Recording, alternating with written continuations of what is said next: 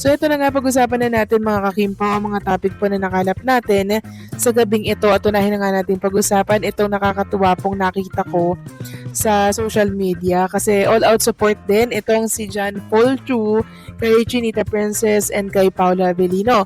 So sinay nga po ni John Paul or JP itong eksena po nitong si Vincent Cabrera. Ayan po mga kakimpaw, very ano niya na supportive sa mga project ni Kim and Paula Avellino. Ganito dapat ang kuya, di ba?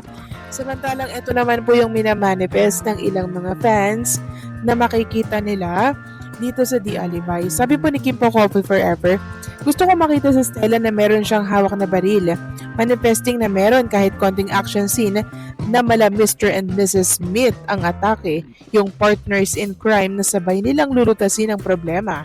Ayon naman kay Vince, manifesting talaga #The Alibay entire run-up until sa finale, di ba ang ganda tingnan? It would be a record for Kim Pao. Sabi same sa What's Wrong with Secretary Kim, pero this time, may board of proof talaga na matingnan. Keep posting. Thank you very much. So, grabe sila, no? Bukas, maglalapag na po ang Prime Video PH ng bagong episode. Kaya excited na po ang lahat. At mukhang yung minamanifest nga po ng ilang Kimpo fans magkakatotoo, kasi may mga nakita tayo dito na konting action scene. Ito po yung stunt nila habang ginagawa po ang mga eksena ni Kim and Paula Avellino. So abangan natin yung mga eksena na yan. Samantalang next topic naman tayo, ipapakita ko po sa inyo itong mga kasama po na kids ni Chinita Princess. At dahil nga po dyan, meron ako nabasang comment. Sabi dito, pag nakikita ko na may kargang bata si Kim or kasamang bata si Kim, nakikita at nararamdaman ko sa kanya yung kagustuhan niyang magkaanak na. Kung sa bagay 35 na siya, baka mahirap na magkaanak. Pag nag 38 to 40 yan, sana nga magkaanak na sila ni Paolo.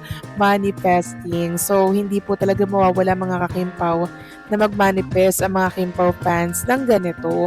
Kasi si Kim Chu nga po ay 35 years old na, no? Pag nag 36, 37, 38 na po yan, medyo mahirap na po yan mga anak, mga kakimpaw.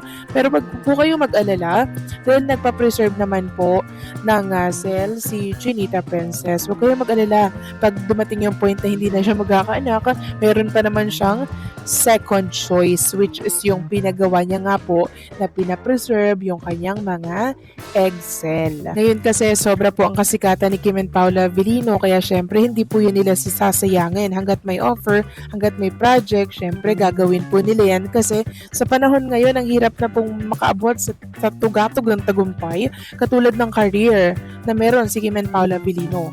Kaya hanggat kasikatan po nila, susulitin po nila yan mga kakimpaw, kahit abot din sila ng 10 years. 10 years again dito sa showbiz industry. So yan po ay patuloy nilang, alam nyo yun, patuloy po nilang gagawin para po makapagpasaya ng mga fans. Kayo ba mga kakimpaw, gusto nyo ba magkaanak na si Kim and Paula Avellino? Kung may mga bulong-bulungan na si Kim gusto na raw magka-baby at si Paolo ready na raw maging daddy, natural lang na mag-ingay ang mga fans.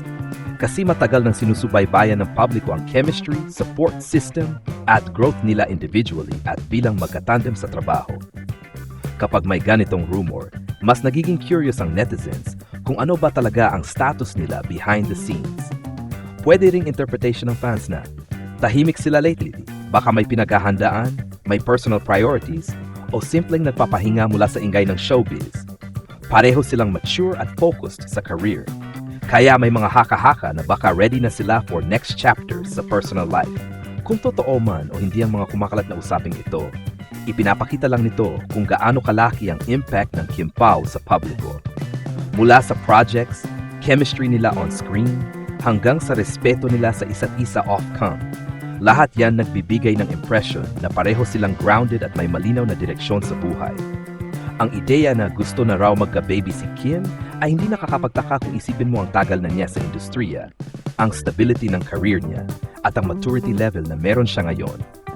Sa kabilang banda, si Paolo naman ay kilalang seryoso, calm, at very private. Kaya madaling isipin ng tao na baka handa na rin siya kung sakaling dumating sa ganung punto.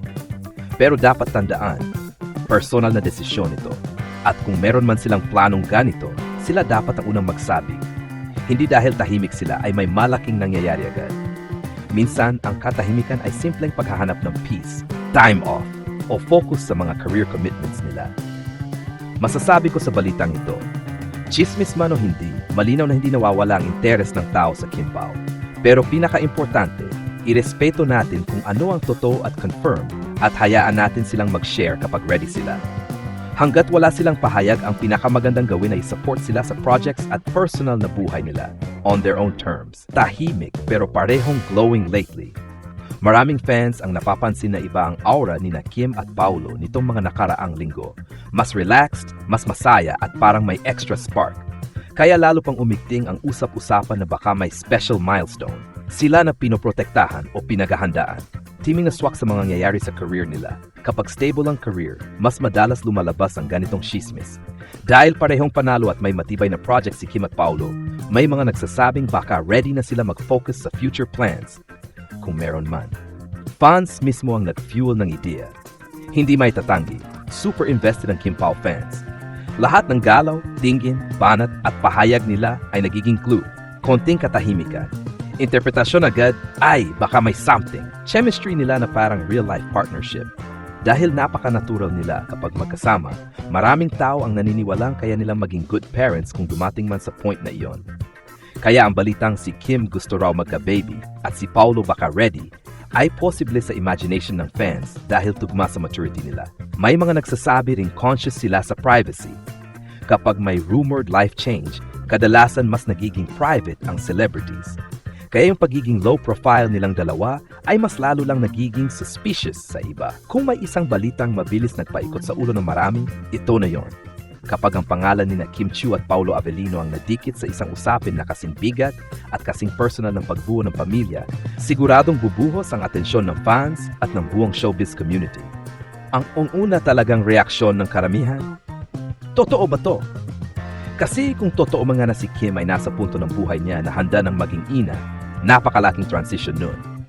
For years, nakita natin siya bilang hardworking, bubbly, career-driven woman na halos walang pahinga sa trabaho.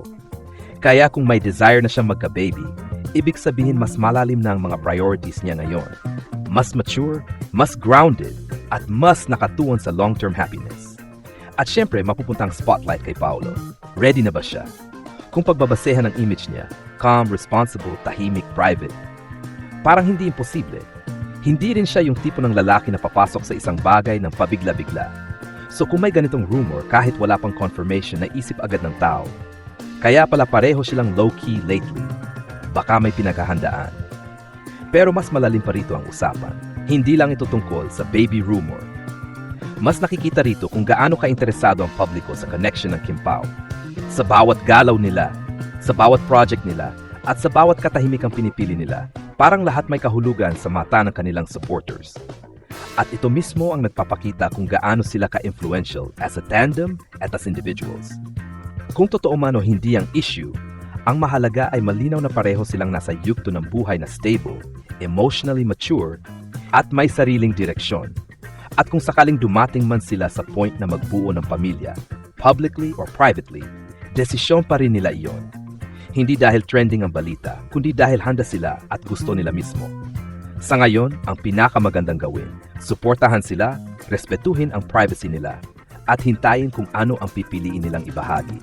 Dahil sa dulo, kahit gaano kagulo ang industriya, sila pa rin ang may hawak ng sarili nilang kwento. Ang masasabi ko sa balitang ito, malakas ang impact pero kailangan ding maging maingat. Una, hindi maiwasan na umingay ang ganitong klase ng balita dahil matagal nang sinusundan ng publiko ang chemistry, maturity, at personal growth ni na Kim at Paulo. Kaya kapag may narinig ang tao na gusto na raw magka-baby si Kim o ready na raw si Paulo, agad itong nagiging usapang bayan.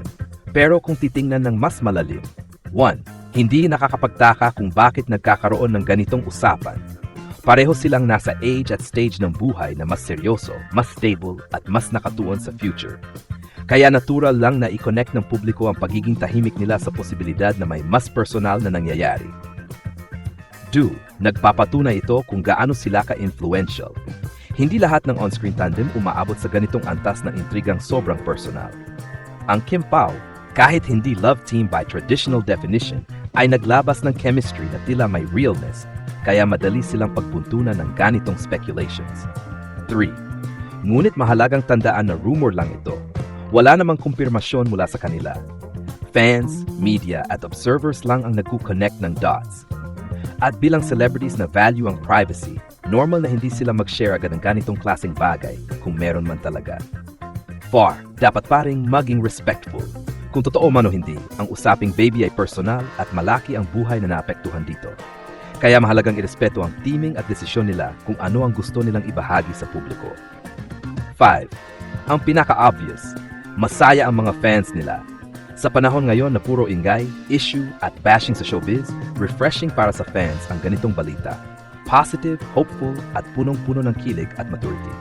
Sa kabuuan, magandang balita ito to speculate about, nakakakilig siya. Pero kailangan pa ring tandaan na hanggang hindi nagsasalita si Kim at Paulo, interpretation pa lang lahat ng ito. At kung may totoo mang big life update, darating din ang panahon na sila mismo ang magsasabi.